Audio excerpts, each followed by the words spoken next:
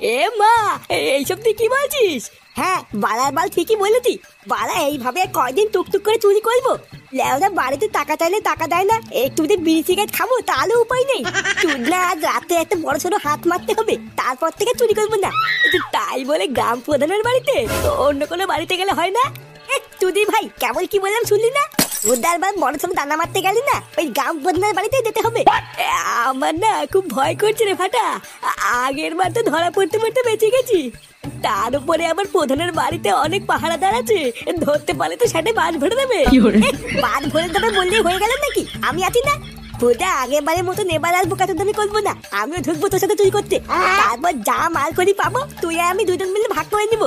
তুই শুধু আমার পিছনে থাকবি, ব্যাস, আর কিছু করতে হবে না।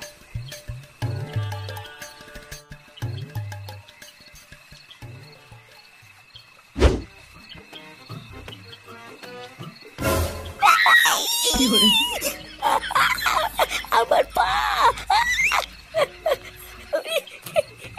চুপ বাঞ্চো, চুপ। বালার সামনে দারোয়ান দাঁড়িয়ে আছে, চুপচাপ থাক, না হলে ধরতে পারলে কিন্তু সেটা ভেঙে দেবে। ফাটা, এইখান থেকে চলে গেলে ভালো হতো না?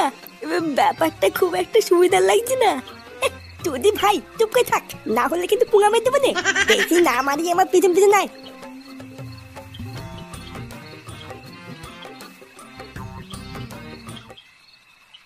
শোন, চোখ কান খুলে রাখবি, বুঝলি? বলো বালি, কে কোন জায়গা থেকে দেখে ফেলবে লেরা ঠিক নেই। আমি বারা অত কিছু জানি না, আমি তোর পিছন পিছন থাকবো।